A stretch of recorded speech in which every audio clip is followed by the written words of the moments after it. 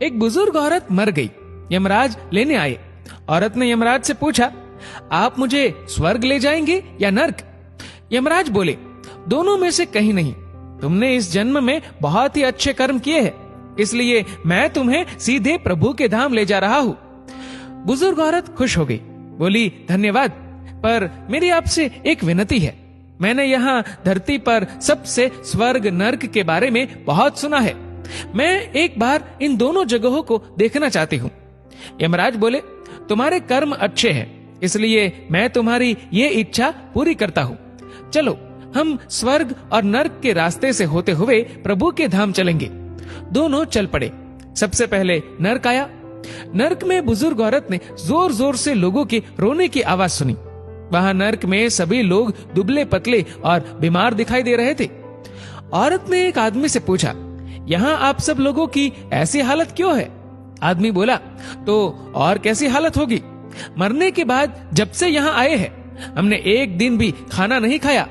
भूख से हमारी आत्माएं तड़प रही है।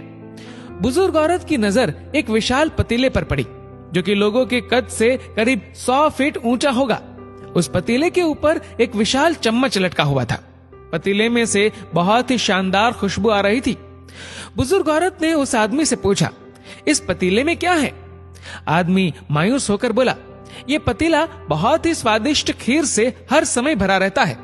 बुजुर्ग औरत ने हैरानी से पूछा, इसमें खीर है तो आप लोग पेट भर के ये खीर खाते क्यों नहीं? भूख से क्यों तड़प रहे हैं? आदमी रो रो कर बोलने लगा, कैसे खाए? ये पतीला 100 फीट ऊंचा है। हम में से कोई भी उस पतीले तक नहीं पहुंच पाता। बुजुर्ग औरत को उन पर तरस आ गया।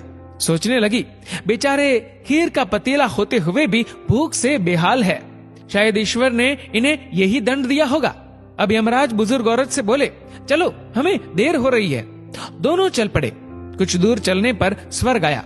वहां पर बुजुर्ग औरत को सबकी हंसने व खिलखिलाने की आवाजें सुनाई दी। सब लोग बहुत खुश दिखाई दे रहे थे। उनको खुश देखकर बुजुर्ग औरत भी बहुत खुश हो गई। पर वहां स्वर्ग में भी बुजुर्ग औरत की नजर वैसे ही 100 फीट ऊंचे पतीले पर पड़ी जैसा नर्क में था। उसके ऊपर भी वैसा ही चम्मच लटका हुआ था। बुजुर्ग औरत ने वहां लोगों से पूछा, इस पतीले में क्या है? स्वर्ग के लोग बोले कि इसमें बहुत टेस्टी खीर है।